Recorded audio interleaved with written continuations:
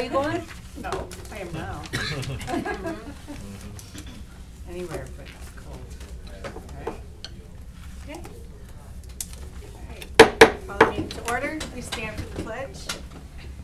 I Pledge allegiance to the flag of the United States of America and to the republic for which it stands, one nation, under God, indivisible, with liberty and justice for all. Welcome, everybody. Okay. We have a busy night ahead of us. Gentlemen from Communities First are joining us. Before we get started, I would like to suggest that for the board discussion items that we move B and A around, so do our Communities First presentation and then our Neola policy discussion. And with that, I will go to awards, recognitions, and celebrations. Mr. Mike. I'd like to say that obviously it's just a celebration. This time of year is a special time for a lot of people. You know, this is the longest single stretch is from the beginning of the year to Thanksgiving. You get a little bit of a break there, and so I think everybody's really excited about spending some time with family over the next few weeks. But I specifically would like to recognize one of our high school teachers who happened to be in the audience at our last board meeting, Mr. Nick Bierman. He is a high school teacher, teaches social studies, a variety of social studies classes. He was selected by the Michigan Lottery as Teacher of the Year. He is one of 34 teachers to compete for the actual final prize. So Mr. Bierman will be receiving $1,500 and the school will receive $500. And he's in a drawing with the 34 other teachers from across the state of Michigan to get this award for a chance to win $10,000. So very proud to have one of our own teachers represented in that, and so very, very cool. So we should be very, you know, just take a moment to celebrate him, I think. Also, we had a very, very successful fall season. There are 31 Swartz Creek High School varsity athletes that received Metro League Scholar Athlete Awards for maintaining a 3.5 cumulative GPA while competing. Swartz Creek also received 7 votes by opposing teams for demonstrating the best sportsmanship throughout the fall Metro season. 6 of our students were named All-League as well as Scholar Athletes. In football, that was Elijah Ayala. Soccer was Luke Johnson and Brady Taylor. Volleyball was Madison Dominic and Madison Taylor, and swim and dive was Isabel Lene. So we should definitely congratulate those students for representing Swartz Creek so well. And something that's, I guess, a little bit close to home in this room tonight, our student board representative, Jacob Winter, received news recently this past week that he received acceptance to Harvard. Which is a pretty fantastic thing. So lots to celebrate from a lot of great things going on in our district. The list is always could be longer than I highlight, but just a lot of great things happening. Okay. Thank you. Thank you. And congratulations to Mr. Bierman, to our students, and Jacob especially. Very proud of you. Thank you so much. Like to eventually understand how you got to this point. Me too. Okay, moving on. We have the opportunity for public comments or anything that's agenda specific. Anybody in the audience like to address the board? Stand and state your name. I don't see anyone but you folks.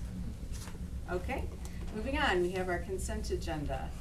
Before us, we have the regular meeting minutes from our previous meeting, the agenda with the modifications that I mentioned, moving the A and B around on the board discussion items, payment of bills and resignations, retirements, which are in your packet. I would entertain a motion. So moved. Tony and Support. Mike, any comments or questions? Hearing none, those in favor say aye. Aye. Any opposed?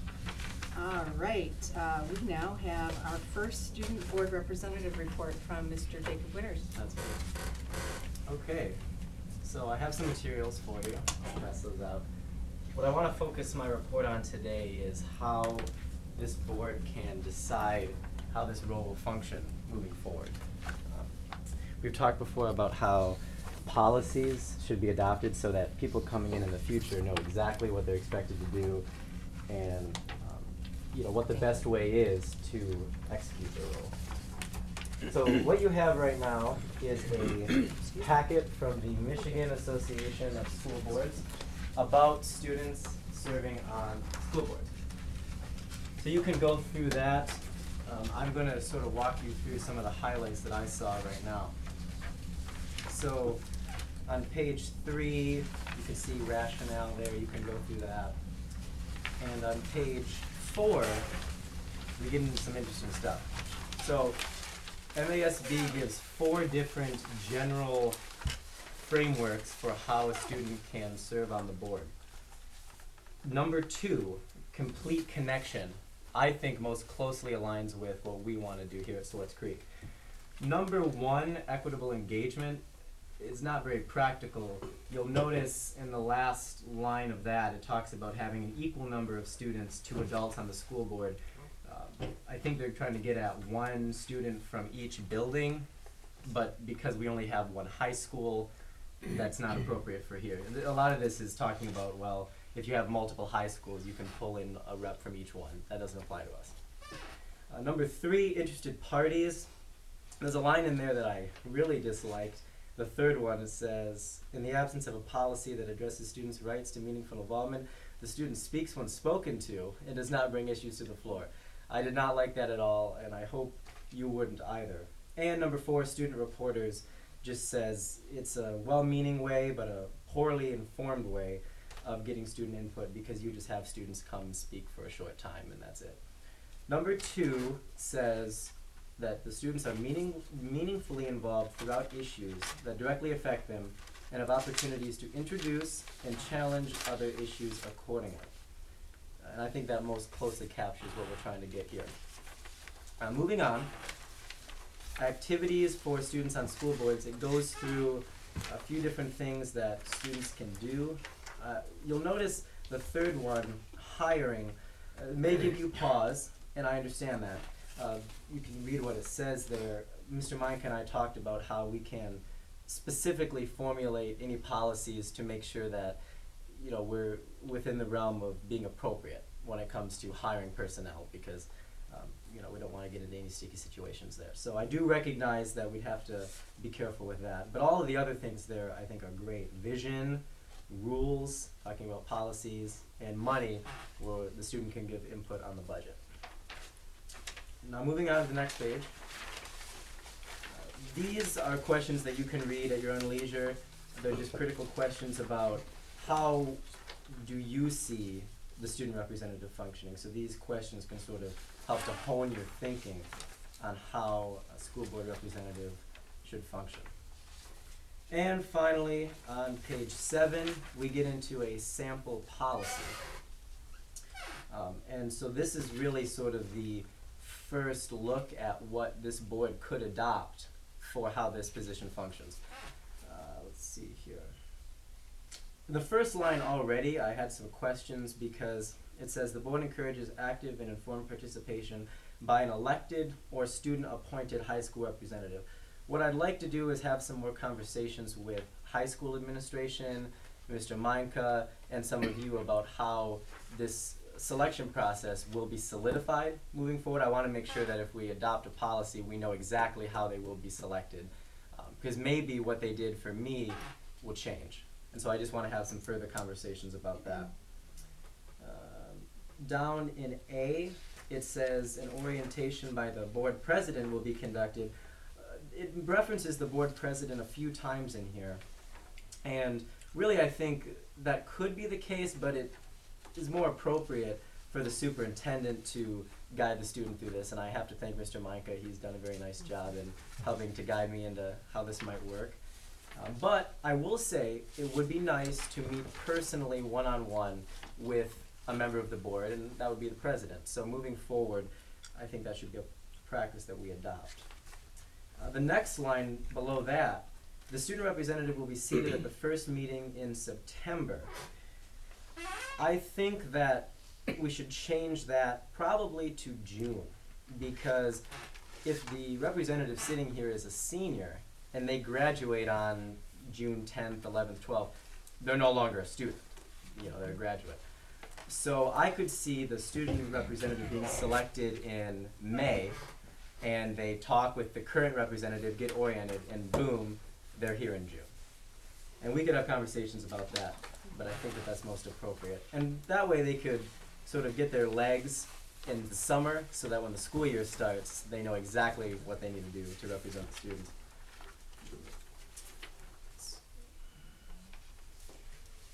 Okay.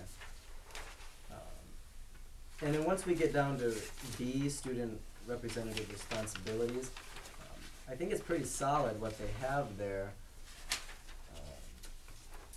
I know that when I was selected, it said in the paperwork that if the representative misses more than 3 regular meetings, then they are subject to removal. I'm not so sure about that.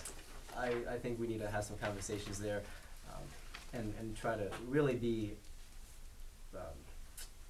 understanding of how maybe the student representative wants to alternate every week with the alternate. And I would want to foster that positive relationship between the main representative and the alternate, and so we can have conversations there. And then on the back page, number 3 at the top, approved minutes and a reporting of school board activities will be shared at student government meetings. This is something that I have to work on a lot. I'd like to meet with some student council officials and advisors about how in future years, and starting now, the student representative can work with those bodies at the high school and at the middle school. They have the student council as well, and potentially elementary. So I plan to report back to you with what they say and how they can channel stuff to me and then to you, and how I can channel stuff from you back to them.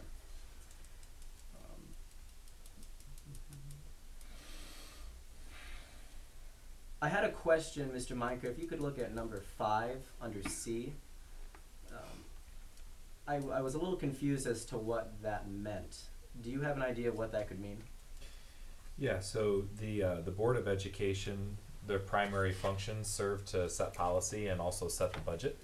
And so they're fiduciaries of the school district, meaning that they're the elected officials who are running the school district. So, so for the, it says here that the regular procedures for student or student government requests at the high school should follow regular high school channels, meaning that if there's a specific request, you could certainly bring it to the board and maybe in a committee, but it probably wouldn't be necessarily that you would want to usurp the channels at the high school, right? You're going to want to go through those, I think, and really go through and make sure that you're following kind of the governance at the school building, is what I'm understanding, having seen this for the first time.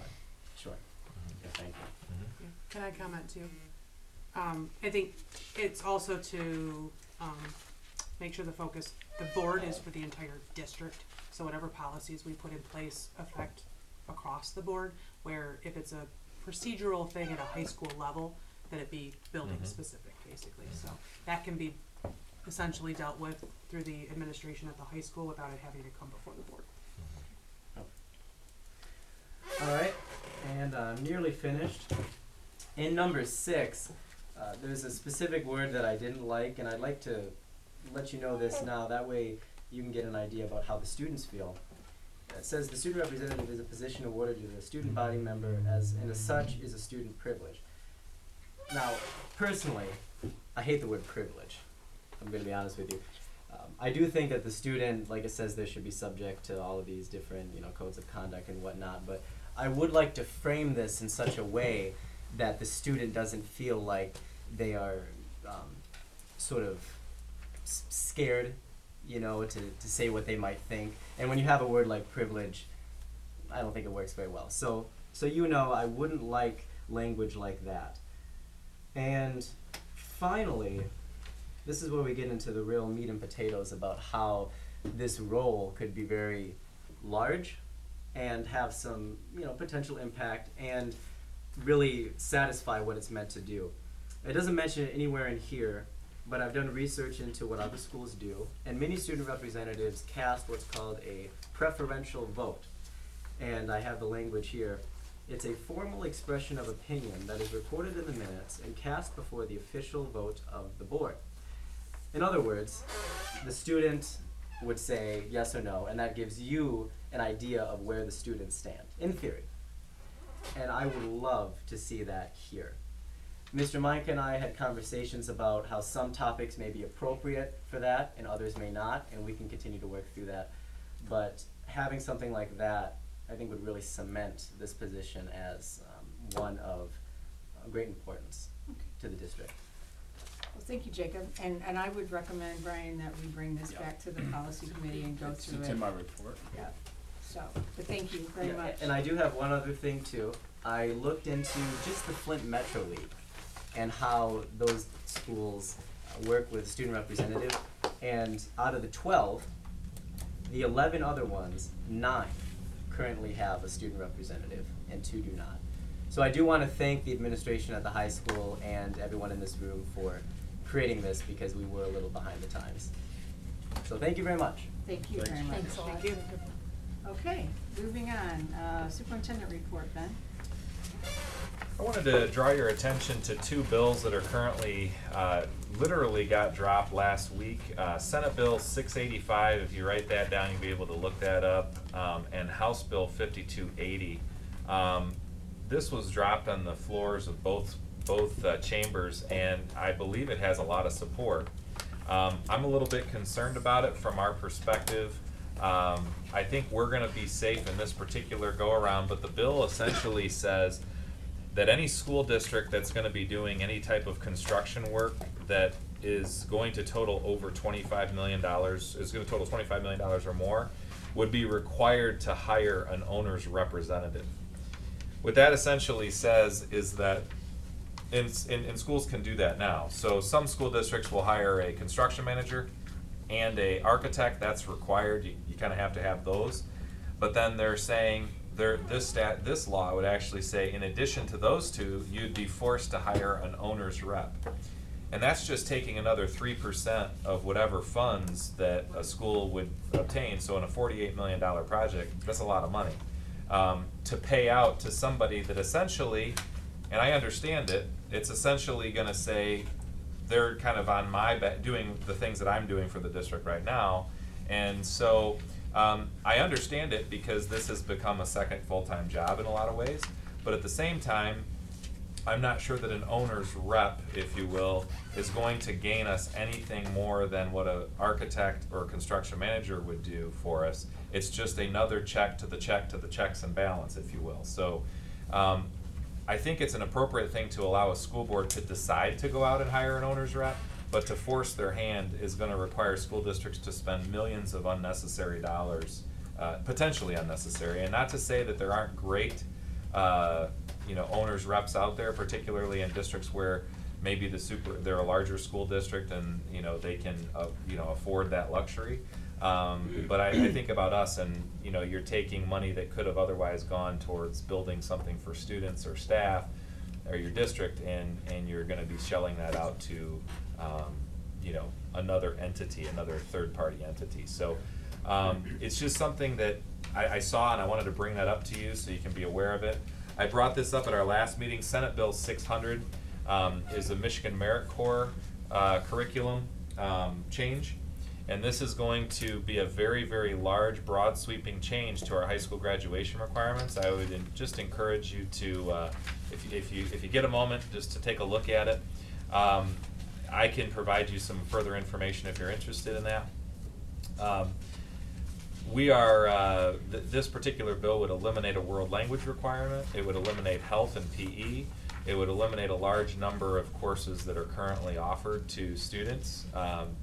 It's not to say that locally we couldn't decide to do something different. The intention is to offer flexibility to schools, but there are some things in there, eliminating Algebra 2, that are, they have some weight. So just something to think about. And if there's something there, I'd be happy to talk with you about. We do routinely talk to our legislators about places where we can support, places where we, want to raise a concern. Do we know the rationale behind that one? Around Senate Bill 600, the rationale was to provide greater flexibility to schools. So if you, for example, had students who, a large part of the bill focused around Algebra 2. And so right now, currently, students have to complete Algebra 2 with a passing grade. And what the people have been saying on the pro side of that argument is that, you know, it's important to have those mathematical thinking, you know, skills.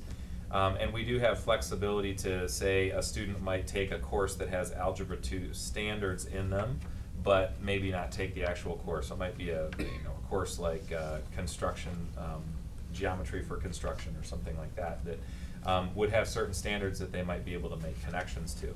However, one of the things that is very clear is that they're looking to provide more flexibility. And with that flexibility, though, does come some concern from the community, the educational community, about if we're not requiring world language anymore and we're not requiring some of these other things, what does that say about the value of some of those courses? I think I understand the rationale behind the bill. It does have quite a bit of support. One of the things that I would say I'm a little concerned about is that health is where we have placed a lot of statutory requirements into the course. So for example, we're required to cover first aid and CPR and some of these other things.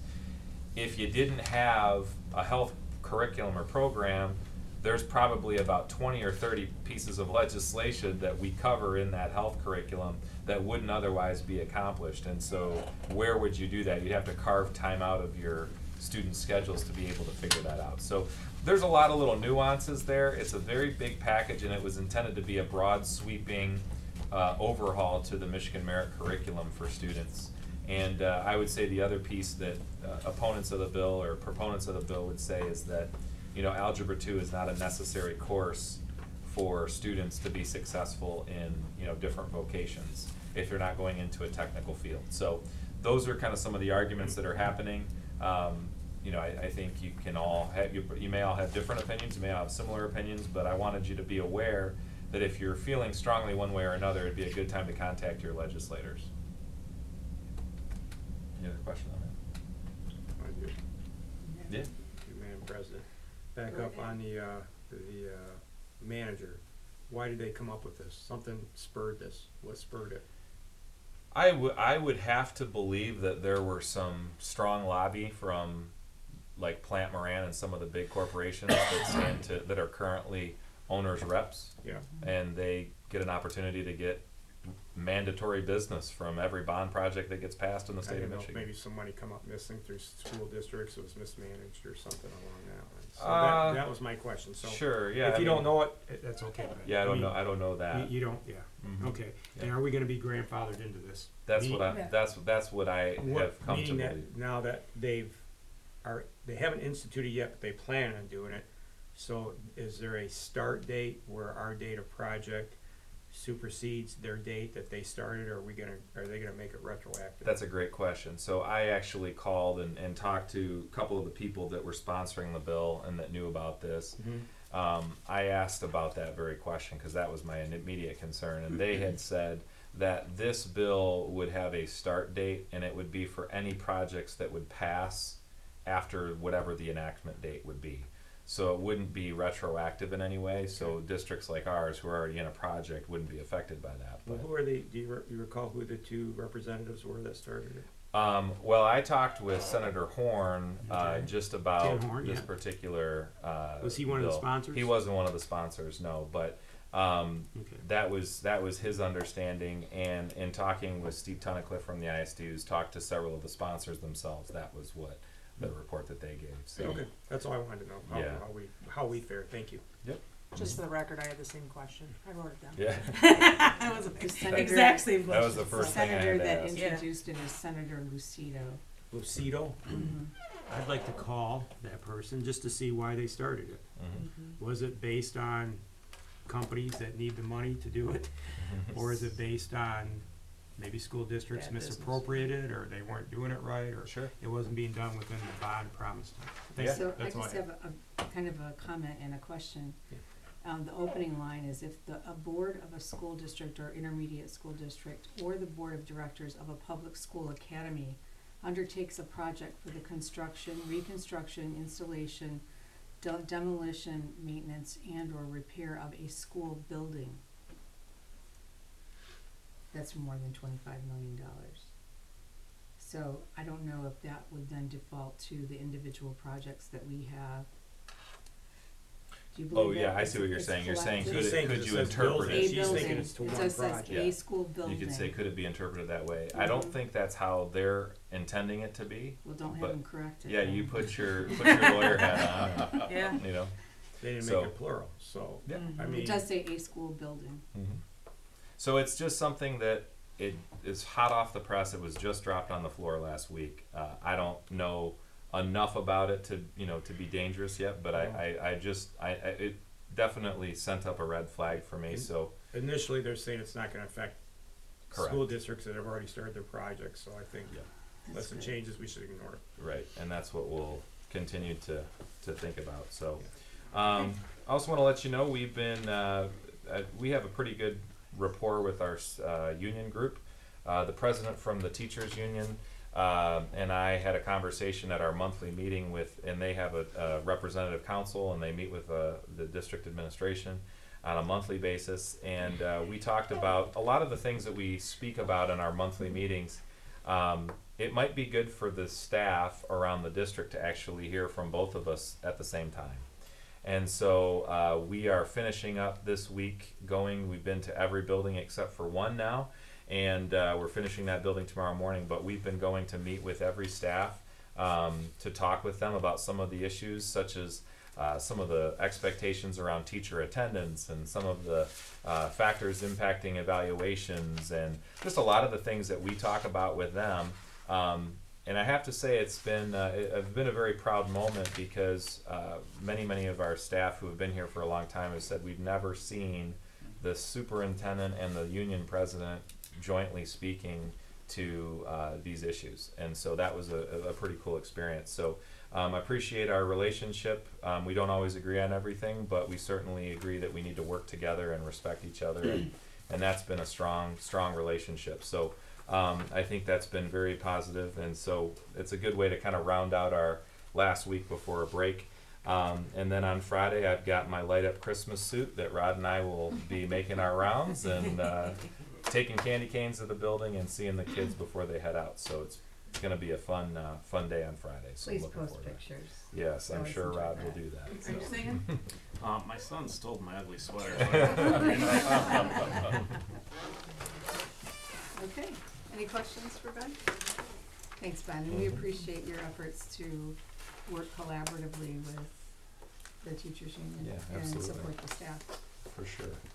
Okay, moving on, we have our informational items, but then the board committee reports. Mike, did you wanna start? Sure. Finance Committee met this Monday. We received and discussed the cash and investment summary for November. You got a copy in your packet. Check registers for November have been reviewed. The following noted: general fund, 170 checks in the amount of $3,036,958. Payroll 30 checks, $3,649,852. Building and site fund, 1 check for $6,045. Cafeteria fund, 7 checks for $99,820. Student activity fund, 40 checks, $24,821. Bond project fund, 2 checks, $401,574. The extensive billing documentation for those 2 checks for the bond were pulled by Chris and reviewed, and they are real extensive, and it's just the beginning of the project, but there's a lot of documentation on all this money that we're spending. It's available if you want to look at it and see a sample. You can see Chris. The first bid package for the sports complex will be going out for bid in January, and this will include the press box, the bleachers, track, turf, and outbuildings. We had discussion regarding the secured schools secured entries, the parking lot security gates, and Raptor technology equipment for each school. We had discussion and reviewed the bond change order documentation notebook that Chris is keeping and that we will review each month and is available in her office for review. In your packet, you have 2 samples of a change order. They're good information, you'll see what's on them, but be aware that I didn't know it until the steering committee this afternoon, I would have switched this. But this is not the form, this is the old form. And as of, I don't know which date, just recently, they went to the new form. All of the change orders will be on a different form, so next month when you may see a sample of one, or I'll bring one. I'll make sure one's in the packet. It's gonna be different than this, although it's the same information. And I also will tell you that each change order, as Ben signs them, is given a number, a numerical number. If you look at the top of these samples, right at the top, 005, the other one is 006. This is important that they're numbered for Ben's benefit, so that they're numerical, they're all accounted for at the end of the project, or sometime someone isn't gonna be able to say, well, I submitted a change order and I got approval. Well, you better have the number, because if you don't, you aren't gonna get your money. Yep.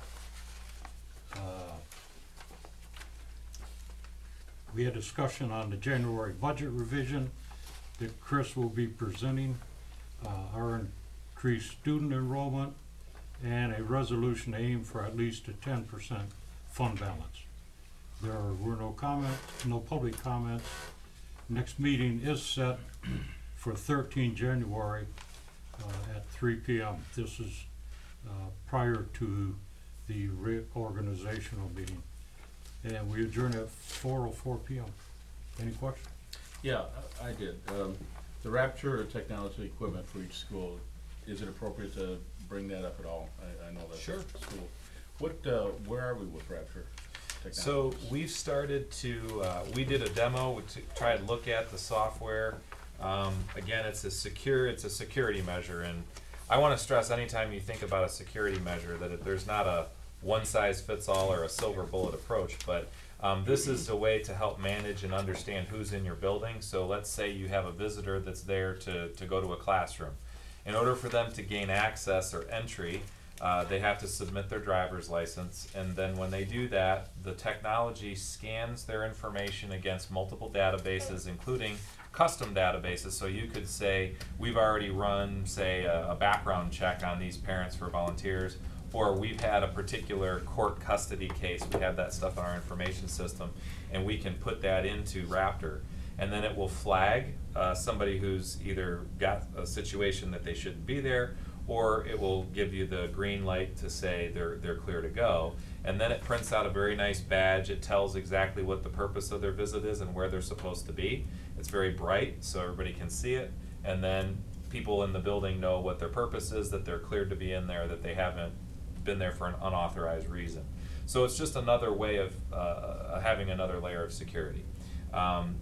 We are piloting that currently at the Virtual Learning Center, so we're looking at, on a small scale, you know, how does it work, what are some of the kinks, and we're looking at that, and then we can make a more informed decision on whether it would be something we'd be interested in looking at across the district. Okay, good, So, good. yeah. Thank you. Thanks, Mike, appreciate it very much. Okay, Tony, building and site. Building and site met this Monday. We called to order at 4:10 after the finance meeting. We started out with a recap.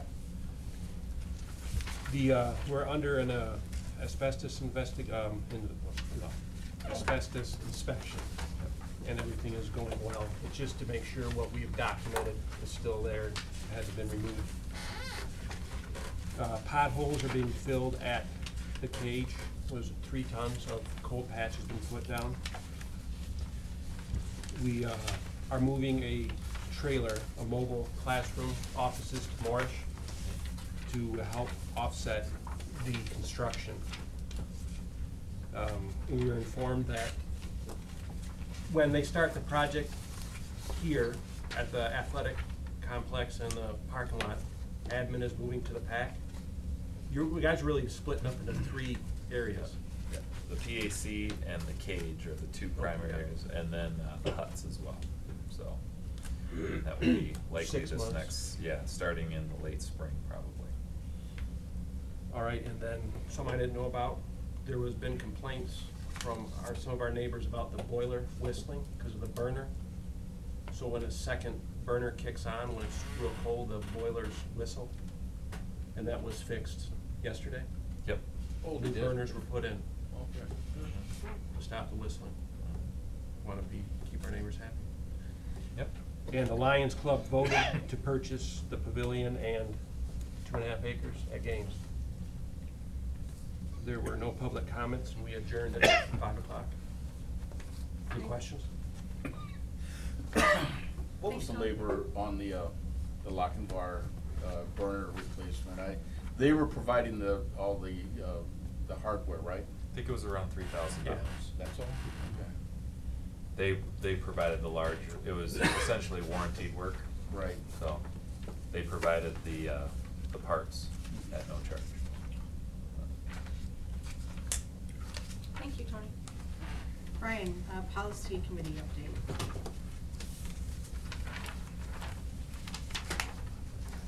We met Monday, December 16th, 0700.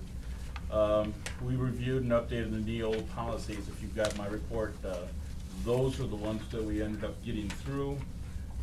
We actually have this sheet along with the Neola policies, and we got down to where the green line is. So we discussed the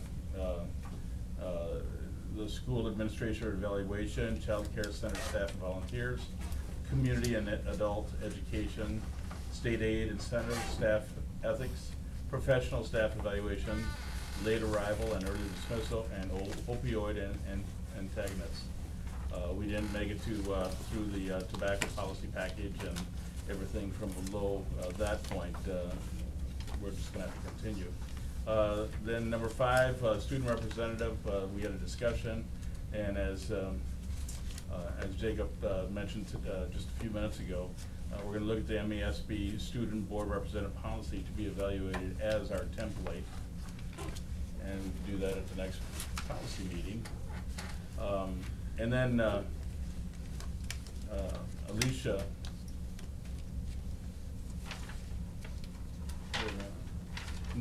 Alicia brought up, had dropped an email about the medical prescription policy and administration forms. We're also gonna tackle that, looking at the different forms and maybe kind of clarify where we are with policy on that. We're gonna do that at the next meeting, so hopefully you'll be there also. There was no public, and we had no public comment. Any questions? And we're gonna be doing this, I guess, next, Neola, right? Yes. Thank you. Okay, thank you, Brian. Last Monday morning, our Academic Achievement Committee met, and we got an overview of the 5D instructional framework with a focus on purpose, and that's what has been driving the professional development. So the vertical alignment, I think Ben talked about at our last meeting, and we've heard from Rod. And Kevin did a nice overview of how important it is that all of the subjects are lined up from kindergarten to, through 12th grade, and we learned a little bit about the stair steps, how I'm very visual, that the next grade is very dependent on what a child learns successfully in the previous grade. But then there are some subjects like social studies and science, I believe, that they cycle. So you might skip a year, you learn, and then you skip a year. So if a child doesn't learn what they needed to learn in year 1, and things aren't recycled until year 3, they can be in even deeper trouble. So that was very interesting. And then They showed us some information year by year related to competency and focusing on the math curriculum. So you can see it's kind of a visual aid of how important it is what a child is learning at every stage, so that they're continuously building, but there's agreement from here to here what everybody needs to learn along the way. Did I describe that properly? Very well. Thank you. I did have to leave early, but the next steps are learning targets, learning progressions, assessments, and pacing. And I don't know if you had anything else that you talked about after I left. That was pretty much it. We Okay. just wrapped up with Okay. next steps. It's really interesting, and I'm hoping at some point we can all kind of see some of what Kevin shared, because it was really helpful. So he's gonna take those, we talked about, a parent document that kind of shows what that student looks like, say in math, K-12, and creating a core book with the 4 core and then a non-core book, and then you can kind of just flip through and see what the expectations are from kindergarten through graduation. So that product will be coming soon, and so we'll have him when they're completed, bring them. That would be and show great. 'em. Any questions? Stay tuned. Okay, now we are to board discussion items, and I believe we have a presentation from our friends at Communities First. Yeah, so we had the opportunity to work with Communities First in last year. We had several board members go and see one of their projects that they had completed, and I think they're going to talk a little bit about that today. As many of you are aware, they have engaged in a process where they have an option to purchase Mary Crapo, and the reason that they have an option to purchase Mary Crapo is because in order to commence on this project, it's going to cost about $11 million or more to get the project completed, and so they have to do that through securing federal grants, and in order to secure the federal grants, they have to do a lot of background work, and I'm going to let them talk a lot more about that and allow you to ask questions. So before we moved into the next phase with Communities First, I thought it'd be great to actually have them, and I'm appreciating that they're willing to be here, and so I'll go ahead and introduce Glenn Wilson, who is their CEO and president, and thank you, Glenn, for being here, and turn it over to you. Yeah, thanks a lot for having us. So Ben, I did not understand how they let you start a meeting without starting off with a song. Yeah, exactly. I don't know how you guys let them get away with that. It probably should be a part of his contract. So as you guys saw, that was a part of his evaluation, so make sure you put his singing on there. I'm just waiting for him to hook up the clicker. But I'm Glenn Wilson, President and CEO of Communities First. Like I said, I've seen some of you new faces. But just to tell you a little bit about who we are and what we do, and then what we'll do is, and then we'll talk a little bit more just about Mary Crapo in general. So we'll try to be as brief as possible. But so we're a nonprofit community development organization. We operate, so we're headquartered in Flint. We have an office in Detroit. We also operate in Indiana as well. So we've been around now about 10 years. We focus on 4 areas: affordable housing, economic development, arts and culture, and environmental education. So we believe in building holistic communities. Really to empower people is our motto. To empower people and build communities is our motto. So we find ways to breathe new life in communities, to empower our residents that live in our developments, to make sure that not only people are just active, not only in their particular community, but that are just that we're active as well in the community. So as you see, these are 4 areas that we talk about. So we secure funding through economic development to develop mixed-use commercial projects, affordable housing, develop housing for low to moderate income, develop housing for vulnerable populations. So we do housing, everything from family housing, senior housing, market rate housing. So pretty much everything that you can think of with housing. Individuals that are homeless, we do everything. Our environmental education, we're real big about being green, being energy efficient as an organization, but also teaching people in the community how to be green and more environmentally friendly. And then our Culture Shock program, where we do our outdoor movie events. I don't know if you might have heard of them, Movies Under the Stars. That's in Flint. We do them in Flint, Saginaw, and Detroit. We reach thousands of people throughout the summer with that particular event. But then we also do pop-up performances, music, classical music in bus stations, and anything that you could think of.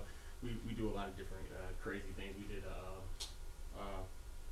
evolution of music, where we took two high schoolers. We went to different pop-up places like McDonald's and played classical music from the early late 1800s all the way through like 2000s in like a matter of 6 minutes. So that was a fun experience with our arts and culture. So I know some of you came out last year to come tour Oak School, and I know some of you seen it, but this was like how it looked after we cleaned it. We were actually able to get in there and get some lights in the building and clear some trash up. I should have took pictures of it before this actual state, because it was actually worse than this. This is what the school looks like now, and it still looks like this. We built this about 7 years ago, and if you walk in there today, it still looks like it's brand new. It still smells brand new. So we maintain all our properties. And this is senior housing, and this is very similar to Mary Crapo. Mary Crapo is a little bit larger of a site, but it's a beautiful school. This was built in the late 1800s. This was about a $6 million project, total development cost. But this was occupied full, haven't had any issues with any of our tenants. It's a safe place to live. We always have a waiting list for people to live there. We don't have a high turnover unless somebody's passing away or something like that. So this is Swayze Apartments. This was just a block over from Coolidge. This was vacant for about 17 years in the city of Flint, right outside of downtown Flint. So this is something also that we redeveloped. This one is particularly for people that are homeless, at risk of homeless, people with special needs and disabilities. So this is what it looks like now. We tore down an old, abandoned house on the corner. Now it's 36 units of quality, affordable housing. Recently, we just finished Coolidge Elementary School. I don't know if some of you seen that. I can try to stand out your. I drove by there from the curb. It was absolutely gorgeous. Thank you. I mean, we drove by there last year, and it was. Oh, to see it change. Yeah. Oh my goodness, yeah. Yeah. Yes, So it's Coolidge, beautiful. yeah, another big school, and so that's one of the apartments that we put in. That was a 2-story apartment. So that's a lot of our partners that we worked with that particular project. So. You have the Hackerman Foundation, Whirlpool Foundation in that picture, and Mott Foundation, and different partners and city partners that work with us to get this particular project done. But another school that was abandoned. It's a mixed market rate and affordable. It also has a commercial component to it. Great project. People loved it. It took us about 4 years to actually do this project. When I say 4 years, that's from getting the option with the district, to applying for funding, to actually finishing the project. So, that's why when I came in, before I told everybody, the reason why we get an option is because we want to tell people we have to get site control in order to apply for the funding. Because we don't have site control, there's certain things that we can't do. What cost was that? This one was almost about 16 million. 16 million? Almost 17. So I think it's 16.5. Oh, this was 16.5. And what kind of roof is that? Is that a tile roof? No, that's a steel. Okay, it's a metal Yeah. roof. It's a steel roof, but then we have it insulated with a 2-inch, I guess you probably Foam? don't care. Yeah, foam on the inside of it. Yep, so it's steel. What are you using that for right now? That one's family housing. Do they pay rent? Yeah. And was it completely funded through federal grants? No, so we have low-income housing tax credits, private financing, foundation funds. So it's several different funding sources. The Michigan Economic Development Department through the MEDC. And then we also have conventional financing on it as well. I came in late in the game. What's Mary Crapo going to be used for? What's the Senior housing. Senior housing? Yeah. And they'll be paying rent? Yeah, we'll get to that. Okay. Yeah, we'll get to that.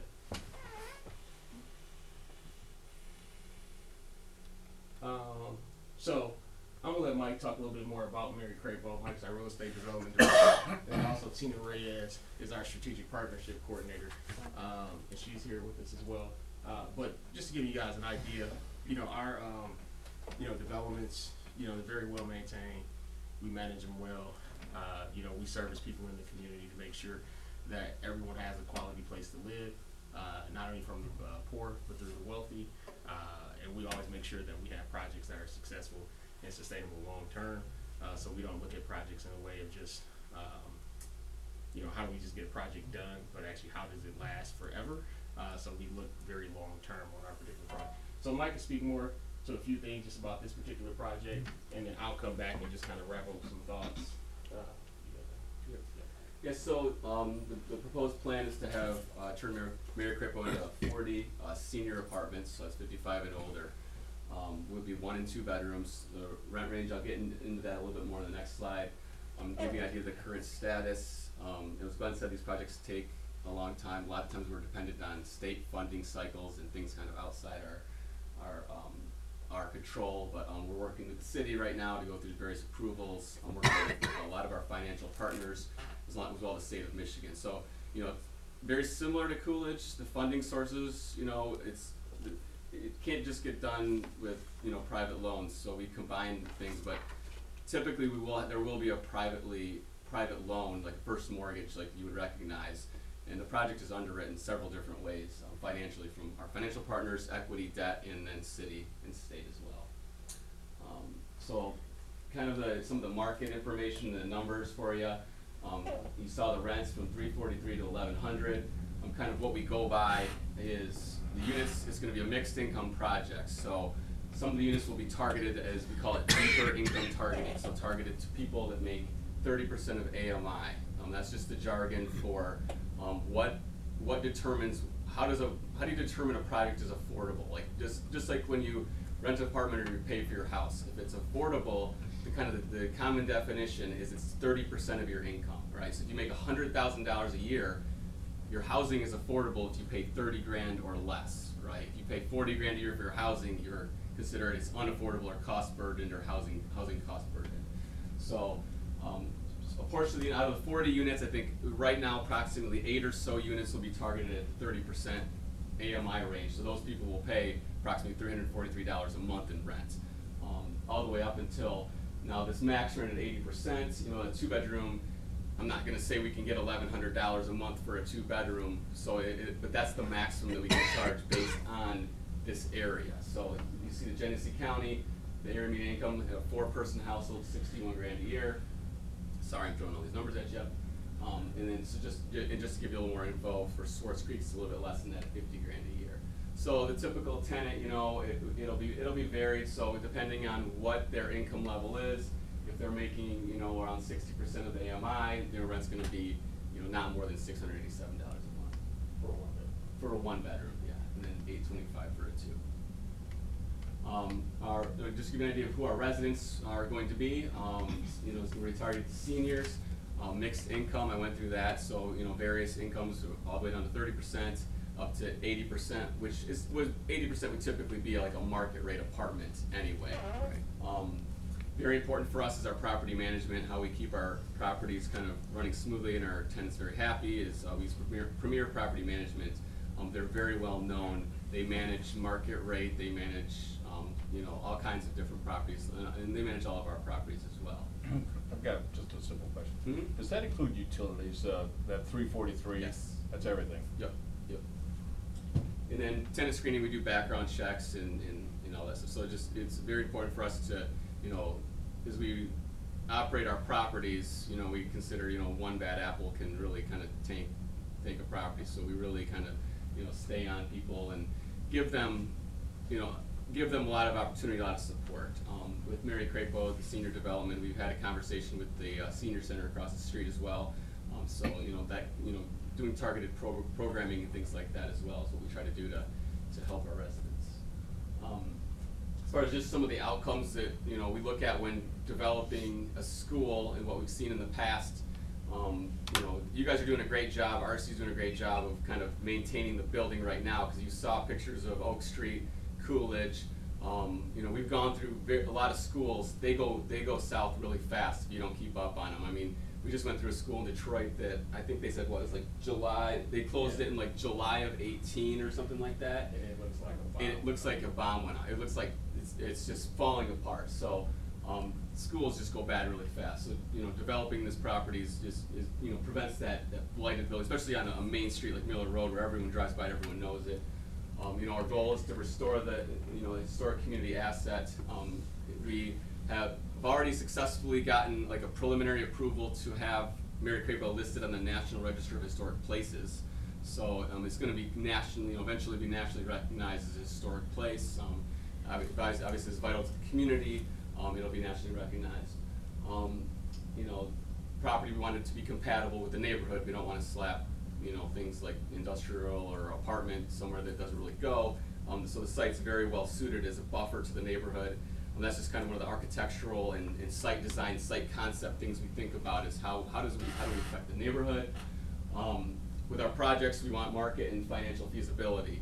Not only do we look at the project, how can we sustain it by ensuring the proper capital stack, but it's not just the state of Michigan or the feds on their grants that they look at our project. I mean, we have private lenders that are putting their money at risk at this project. So there are a lot of different eyes that really kind of make sure this is not just a, we are do-gooders in a sense, but it's also got to make business sense and financial sense. So we have a lot of people looking at it that way. And as I mentioned, targeted community programming and partnerships. We're going to have a community space on the lower level. There's a nice gym there as well. Some conversations we've had with the senior centers, they don't have, one of the things they're missing is exercise, space for seniors to exercise. So we thought, well, that's, we don't want to duplicate services, so that's a really good way for us to kind of partner with them, is maybe we can get some synergy going with the community center. We want it to definitely be, the gym, we definitely want it to be a community asset. We don't want to, just want to lock it up just for like one specific use. Here, I don't know if you can see this very well, but this is just kind of a floor plan. We've gone through, and basically it's, the classrooms kind of become bedrooms. You got the lower level community space with the kitchen, the cafeteria right here, and there's the gym right up here. And then this, the kind of our site concept, and I wanted to show you this because Ben brought to our attention, there's some talk of like, other units on the site. We've gone through, when we go through a project, there's a lot of different scenarios, what could we do, what's the best use of the site, for a lot of different reasons. And so right now the proposal, what I've been discussing, here's the school building, there's an addition right here for like an elevator. It's a small addition, that'll add 11 units to make it the total of 40. Okay, and we don't have anything on the site plan, just, there's shows you where parking is. And then for a phase 2, what we're kind of looking at is, this would be like 1-story senior kind of buildings, like a ranch type style. That would be 22 units, just to kind of contain the site and help kind of buffer it with this neighborhood, so it'll look really good when you're driving down here. It's not just kind of an empty field and parking. And that's a lot of kind of design that we try to do is kind of contain the site and make it really fit within the neighborhood. We didn't want it to be like too big, like 3 or 4 stories. So that's like a phase, but this is a phase 2, so we're not really proposing this right now. But we do kind of have it drawn on there just to kind of explore. How many units is that? So this would be 20. So that's 8, 6, and 8. So 22 units For the addition. for the phase 2, which we're not going for funding right now. So it'd be likely once we get this done, then we explore that. Got a question about, you're talking about keeping that kind of enveloped, that whole block. Is there a possibility that Community First would be buying those 2 houses right there to the west of Mary Crapo and developing that as part of the site also? Talking about up here? Yes, I know it's private property and We never, I just think it'd really make that whole block look so much tidier. we've never, thought, because I guess our whole thing is like, we don't think about like displacement that way. Now, if they were like houses that were vacant, you know what I mean, it might have been. Like they did on Swayze.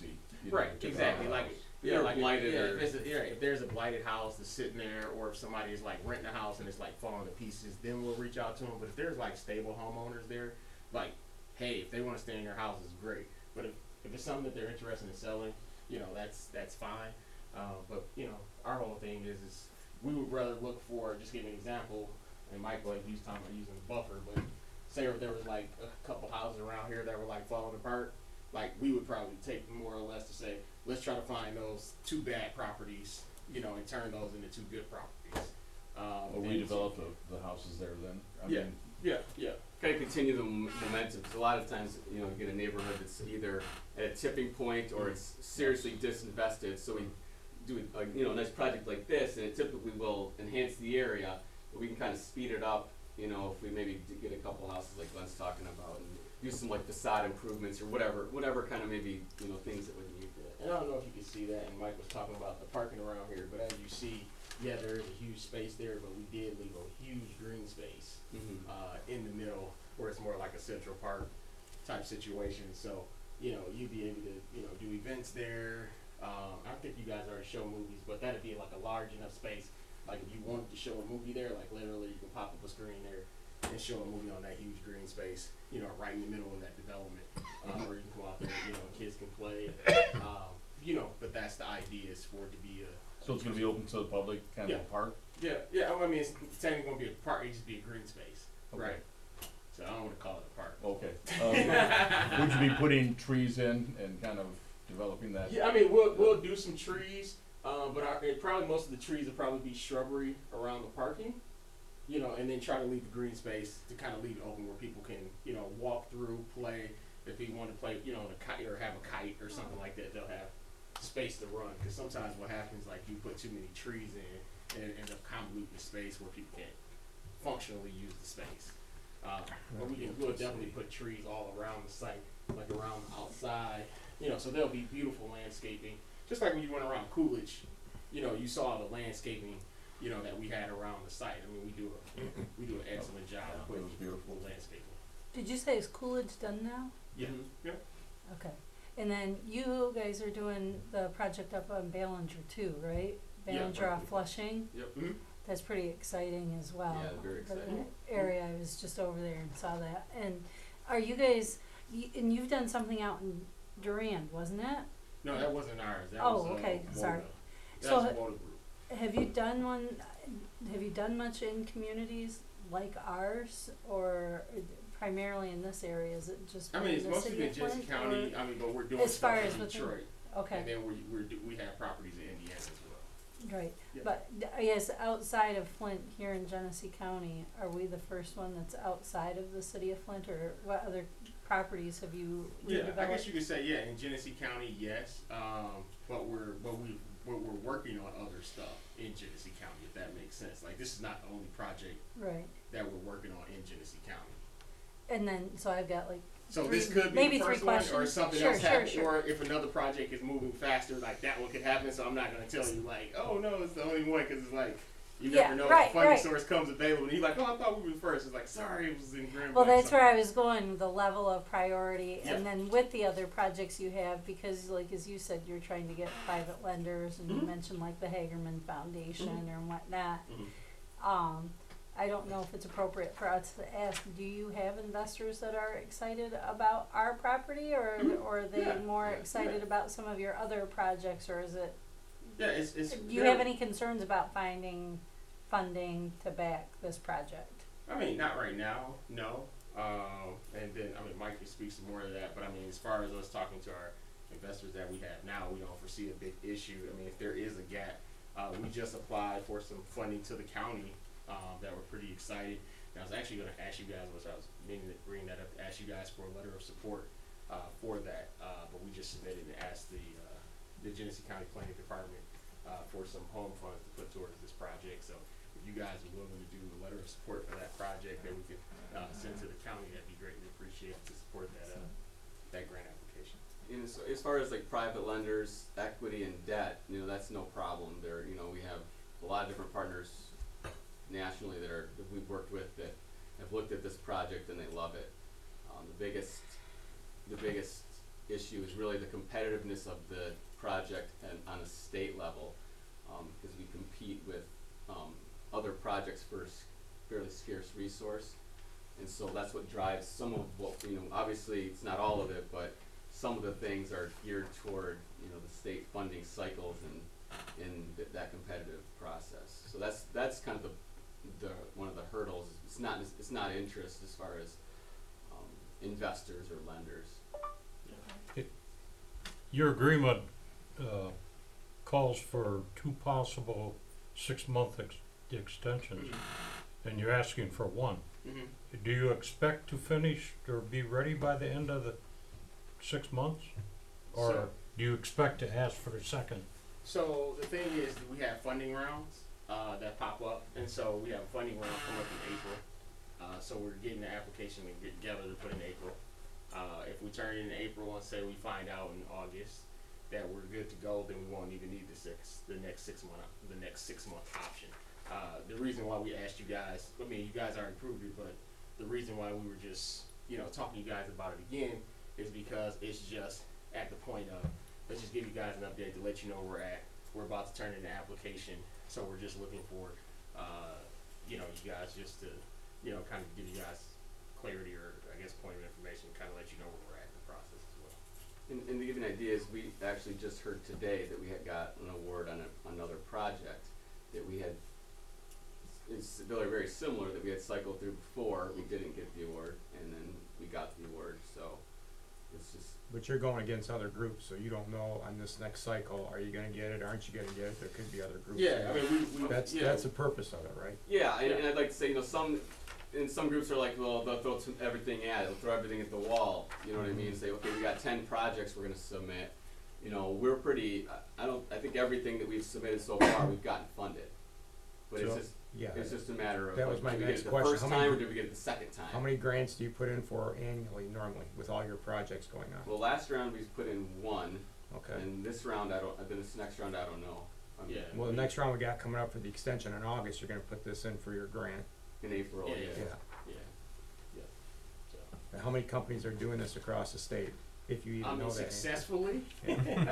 Well, no, the same companies like you that are Yeah, saying so there they're are putting in for for-profit grant. companies. Cause Yeah. you're all trying to get the same pot of money. Yeah, absolutely. Yeah, I mean, it's, you have, just say, successfully, you probably have, just say, 10 to 15 groups that's probably doing it successfully. So just say there might be 30 just say there's 30 applications that are submitted. I'm just giving an example. Yeah, 30 that's fine. applications that are submitted. And out of those 30, what happens is you kind of pre-score your applications. So I'll give you an example. We had an application just went in. We were, I don't know, what, eighth on the list or something like that. So the projects above us, technically they said they would outscore what our project was. After the state scored them, our project actually came out because some people didn't get funded because they overscored their application and they didn't have certain things. So ours actually moved up the list, and then we actually ended up getting funded. So it's really how the state scores. And I mean, but the thing is, we're pretty good at scoring our applications and where we fall. It's like any grant, you write it, you try to write it as best you can, and the state verifies it and either approves it or not, compared to the other grants that are put in. Yeah, and I would say that the LIHTC, which is, I guess you can look at it kind of as a grant, but it's really equity. Yes. Because it's really, basically corporations that are investing in these tax credits, to get tax breaks, and then we have to bring in the equity to the equity to the business, to the property, and so it's just bridging those gaps. So yes, it's grant, but then there's also the underwriting, which Yeah. we were talking about. We still have It's to a get multitude private. of money. Yeah. How much money is provided in that fund normally? Is there a set amount that you guys see that's available for this grant cycle or application cycle? It's different for every project. Yeah. You know? Yeah. You said tax breaks. Once this is built, if it is built successfully, does Swartz Creek get tax dollars off this, or is this tax exempt on their city rolls?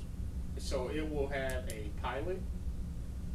Okay. Yeah, so you still pay for police, fire, you still pay for all those city services, sewer, so you still pay for. What about to the school? Is I it tax believe- exempt from the school? I Is don't it gonna know. be I real don't- property? It's- I wanna know if I that's a don't pay- $30 you million don't pay at- project, are we getting our tax dollars? Yeah, I don't know if you pay. You don't pay ad valorem, Yeah, but the you ad pay a valorem. pilot.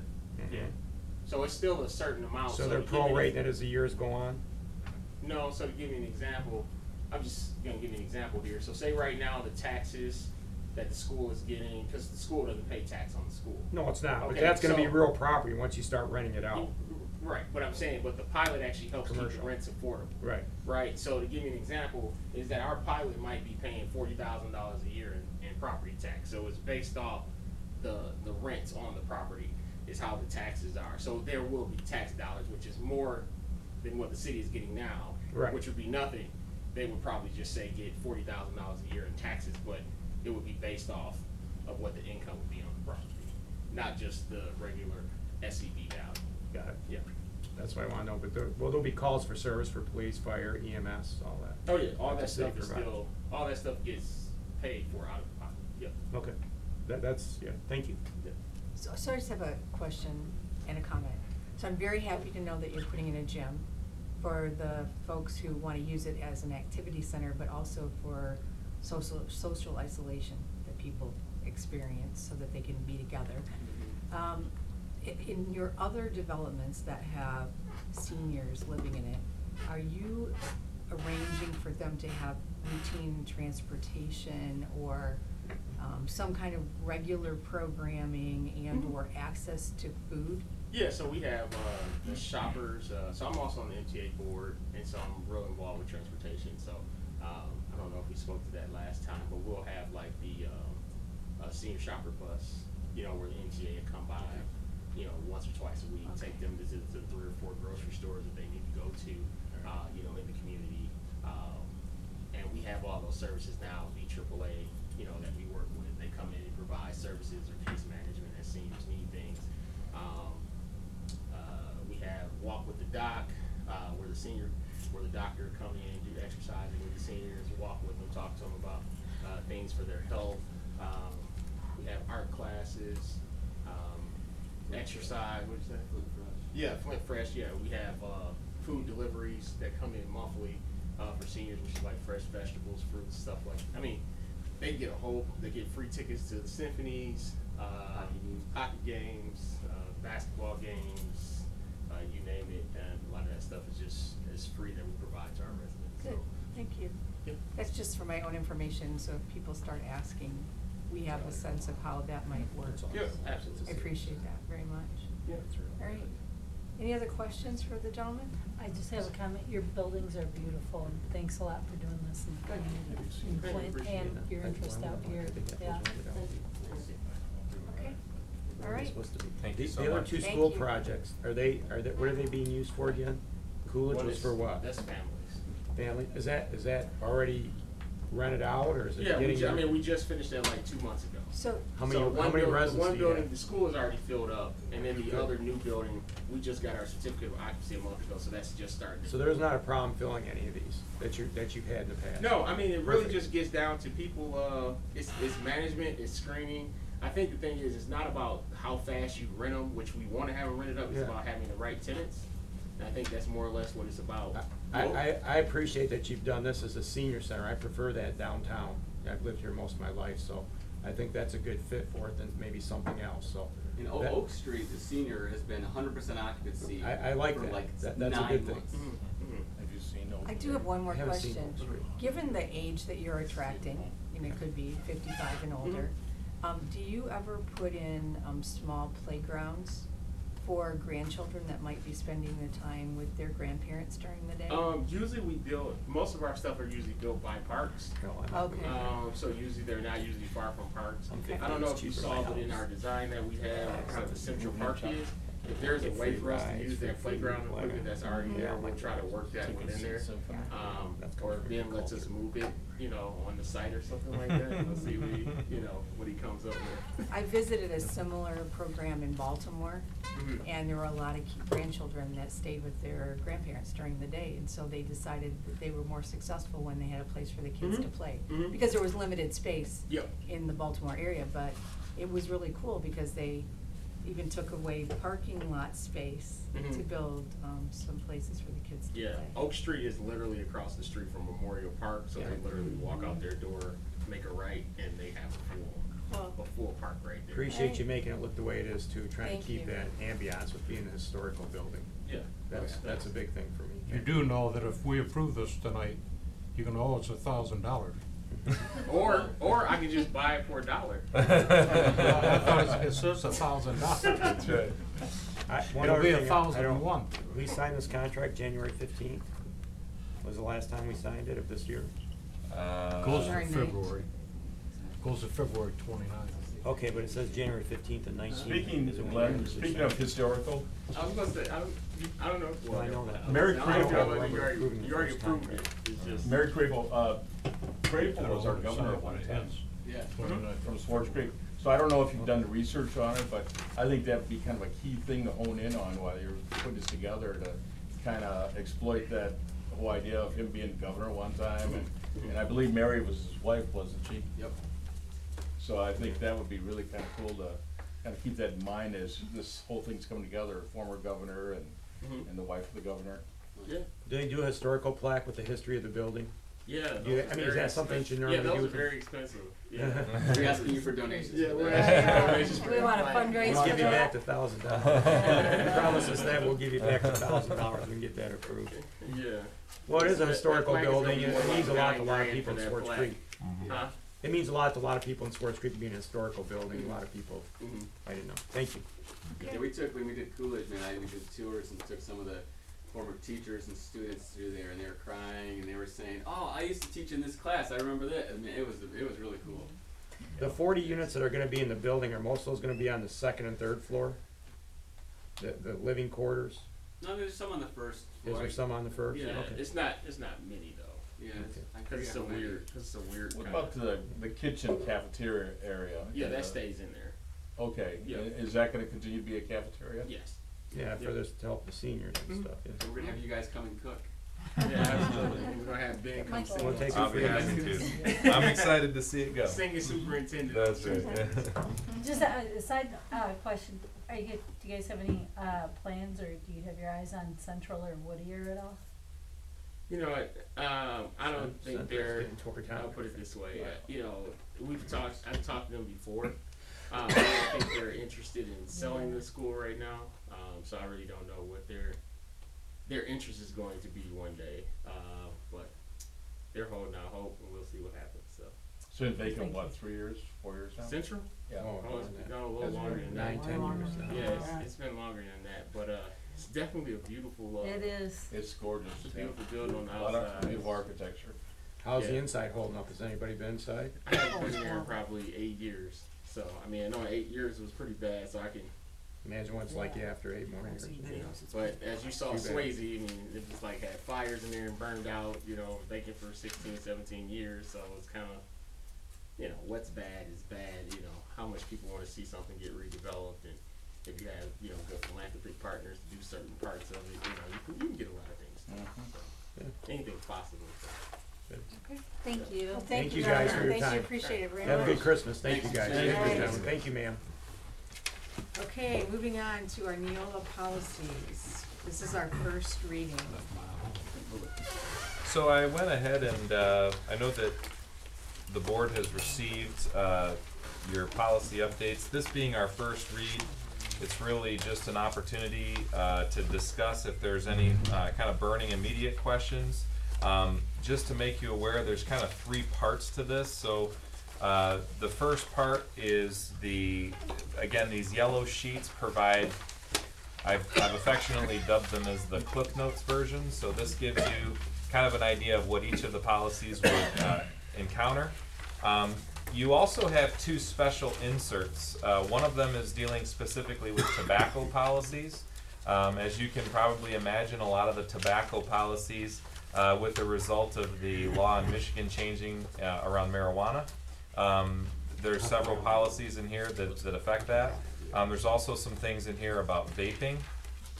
And then we also have the social media toolkit, which is here, and that is exactly what it entails is essentially looking at updating the policies to match some of the newer trends in social media. So if you go to the white sheets, those are the actual policies themselves. This will be our last package. I just met with our Neola representative a couple weeks ago. This will be our last package like this, and then what they've been saying is going to happen for the last 2 cycles will happen, which is where it transitions over to board docs, where we'll be using, you know, the computer. We could still make printout copies of different things.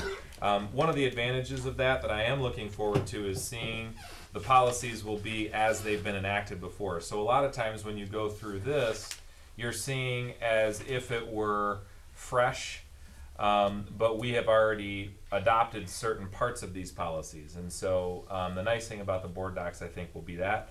But the whites are the actual policies themselves, and so those are there for your review. I know that I had passed those out a few weeks ago. The policy committee is going to go through page by page and really kind of talk about those. And the goal would be that they would have recommendations in February to make to the board on enacting this package. So if there are questions, or conversation that you want to have now, we'll put this on the board agenda another 2 times before we approve them, so that you have the opportunity to weigh in on those. Any comments, questions? Anybody need anything from Ben as far Do you as know what yours are? the I'll find it. policies? If they're in one of my old packets, I'll find, but they're on our board docs, right? Yep, and if you have, if you need another copy, Joanne was unable to be here today, but she would be happy to get you another copy, so I'll get those to you. All right, moving on. I can find my agenda again. All right, now we have the opportunity for public comment. If there's anybody left, I want to make sure there's no one left. Okay, we did offer public comment. Comments or questions from the board? I have a couple questions after that presentation. So I wanna just verify, this is going to extend basically our responsibility to maintain these properties until February 2021. Because we're gonna extend their option to purchase beyond August of 2020, another 6 months, Correct. correct? And at the point that they purchase, then it's theirs, and then they start maintaining. So what is our responsibility, or I guess, I don't know if we know this offhand, but, how much is this like costing us, and how much work to maintain, keep it safe, prevent vandalism, security, mow the Yeah. lawn, all of that? That's a great question. So we do, I could get you the information on those exact numbers. We are maintaining the lawns, right? So we're maintaining the security cameras and those types of things. Obviously, we're maintaining the sign. You can see that when you're going by. So we don't want this to become a blighted building. We have moved the playground structures because that was causing some problems with kind of people using those and then going over and creating some vandalism opportunities. Moved those out, transferred those to Morrish Elementary School and our Little Dragons Learning Center, so those are being repurposed and reused.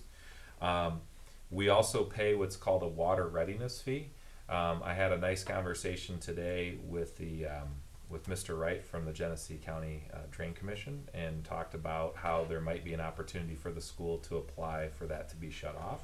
And so there's a process for going through that. We talked about it a little bit at our building and site meeting. So right now that's $1,100 a month, which is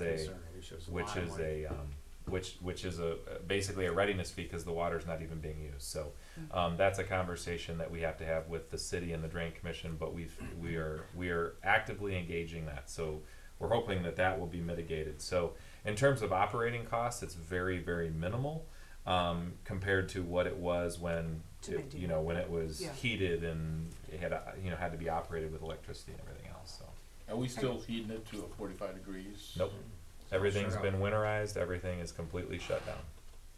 But it's Just the costing water us is the only thing you guys- $13,000-$14,000 a year just to keep the water readiness. So if we keep it for another year and a half, we're costing the board, the taxpayers, $20-some thousand, $25,000. Correct. Just to keep the water that we're not using on it. And I wanna understand, so they've got a phase 1, they've got a phase 2, but, in their purchase option, does it include all of that space? It would just be not developed until they're ready for phase 2, but when they purchase, it's everything? That's Correct. Okay. Until then, are we still utilizing that baseball field? Yes. Okay. Yep. Alright, those are all Because it's my our questions. property, technically, we have to maintain it. Right. They just have a lease, so Okay. it's a liability to us to keep it, which we have no other choice at this point. Correct. Mike, you had a question? Did you have a question? Yeah, it's it's related, but it's different. You done? I'm done. Yeah. Okay. Thank you. Hey, Ben, do you wanna explain to them about that sign up there? Oh, Just, so we are putting up some signs for the bond that are really about thanking the community for their support, and we're gonna be placing those signs. I haven't approved the design yet, I'm gonna see it on Monday. We're approving those signs to be placed throughout the district. That's gonna be a real prominent place that we're going to have one of those signs. They went ahead and put the posts up ahead of the signs being approved. So there's gonna be posts up there for a little while, you don't need to worry about that, but they are gonna be basically thanking our community for their support and partnership in that. And then we're gonna continue those signs will be up at the different buildings as construction's going on as well. So, And those posts are planted at school in Miller, so it's not like it's in front of Mary Crapo, it's kinda to the side, so I Yep. think that's a great place for it. sure, yeah, That's what they were doing today then. I saw Yes. people out there yep. from the utility companies working, okay. Yeah, they're putting those in. And there's also gonna be one by their construction trailer that's just a little bit more of an informational sign that has, I guess, some renderings of the spaces with the district logo and the construction manager and those types of things, so. I'm gonna be optimistic, but if we come up with a alternative plan, if they don't get their grant money and their fiduciary money, and we even discussed that as a board, I'm coming in late at the game, but has anybody said that if this does not work, instead of us waiting to the last minute and then figuring out, oh my gosh, what are we gonna do? Yeah, so the answer is, we haven't had that conversation. And now we're talking 2 years from now. Well, I know that, but that's what I'm afraid of. They string us out for 2 years, we let the building go, we own it, now we have more liability. No, it's a year. That's all I'm asking. I mean, I don't wanna own something and then somebody come, cause they don't have any obligation to do it if they don't get their money. That's why I asked them about the grant money, cause I know there's a pot of money that they're putting in for. We did I engaged the entire community in a pretty broad survey before we went through this process to get input from senior citizens, from community members, residents. Overwhelmingly, finding a purpose like this was the preferred way to go. Correct. If it doesn't work out with this particular group, and we're optimistic that it will, there are other groups that do this type of work. I've reached out to a couple before landing on Communities First and finding some of the work they're doing. There's also obviously always opportunities if you think about private, purchasers, investors that are looking to try and do something. The concern that we had in the community, and I think the concern from the board at the time, is that we don't wanna see that become a, just a unmanaged, flipped property that would become a blight or, a detriment to the community. And then certainly one of the options was to actually demolish the building. And that was certainly something that the residents were not in favor of. So there's all of these different competing interests. So, as you look at what we would do with it, I think we would have to have that conversation at that time. If we can handle the water issue, it's gonna cost us minimal dollars in the grand scheme of things to keep it maintained. But we would have to find a different solution at that point, or, enter into some different conversations. Having the heat on, how bad's the building deteriorating more? Has RC given us his professional opinion that if we keep the heat on, like Mike or Brian said, at 45 degrees, and I know that costs us some money, but the upside of it is if somebody says, no, we're not gonna buy it from you, and we look for another agency to do it, or we get stuck with it, that we cut our nose off to spite our face by not leaving the heat on, or, these are just things I'm asking. I don't know if it's even, we have to worry about them, but I got a company here that may or may not get grant money. Sure. What I noticed about the abandoned schools in Flint, when they deteriorated, it was the roof was falling in and rain was coming in and windows were broke out and elements were coming in, and that's when they really deteriorated. We got a good police badly. department. I know they're keeping the vandals out in the glass, but. And we Yeah. still have the cameras. We That's still have the correct. cameras, and I think that's part of the building alarm being on. I mean, we responded to an alarm code that happened, 6 months ago. And it was actually a bird who had flown in, and set the alarm. So that's been an important deterrent, because a lot of the buildings that you're seeing pictures of, and those pictures that are deteriorating, you're dealing with squatters, you're dealing with, people that are getting in there because they don't have any sort of camera. So we're doing a lot to try and make it a minimal cost, but, you know, there's no doubt, if it's not being used, it does deteriorate faster just from, you know, not having somebody regularly in there taking care of it. Maybe every quarter or something, we should have a report just to keep us apprised, so we can kinda, like I said, if we need to put a few bucks into it to keep it, I know. I was actually gonna recommend at least a year from now. I think to Chuck's comment, like, we don't wanna get hit at the last minute that they haven't made any progress. You know, November, December next year, that gives us at least a 3-month window of, do you have any money secured at this point, or are you gonna be looking to extend again? Sure. Cause like Mike also asked them, they have the ability to extend one more time too, so I think an update fall next year would be appropriate. Did Jeff Wright sound promising that he could eliminate that user's fee? He said there's definitely a mechanism to do that. He was very supportive, very helpful. And so now it's just a matter of kind of working with our city to, Process, yeah. to go through. The way that he explained it is that we're customers of the city. Swartz Creek City is customers of theirs, and so it's just following the right proper channels. And so he was very helpful in explaining the process, so. Good. I'm hopeful. We talked about it at our building and site meeting, and so we'll see what happens. And the city's keeping a good eye on it for us, the police department, everything. Yes, yeah. We have a duty to keep it up somewhat. Yep. It is our building, Yeah. and it is in the middle of the town. It is a historical building, and we have a duty, even though it does cost us a few bucks to maintain it, keep it what we need to. Sure. Anybody else have any comments? Yeah, to Mr. Micah, I'm sure you've had this discussion before, but could you explain what will happen with the sign in front of Mary Crapo if this project goes through? I don't know that answer. Okay. So, we sold with the would like to property. repurpose it, you know, but it's about finding the right place. The ideal place would be in front of the Performing Arts Center here.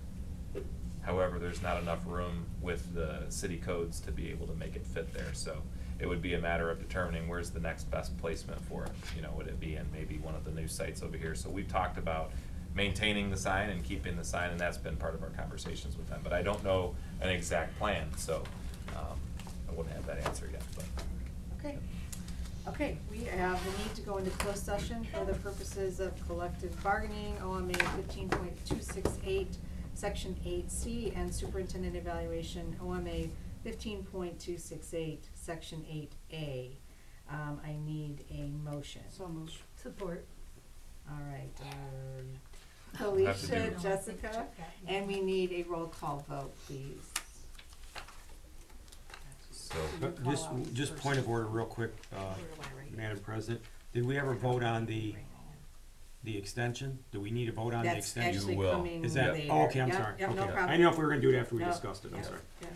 so what you'll do right now, Cindy, is you'll just call each board member by name and record their vote. You're gonna do a roll call vote at this time, so just call a board member name at random and then write their vote down. I can do it on my notes? Yep. Yeah. That's fine. Okay, so Brian, Yes. Chuck, Yes. Mike, Yes. Tony, Yes. Jessica, Yes. Alicia. Yes. I'm sorry, Karen. That's okay. I- Yes. I was like this. I mean, I know you're. Okay, so we will take a 5-minute break, if that's okay with everybody. Yes.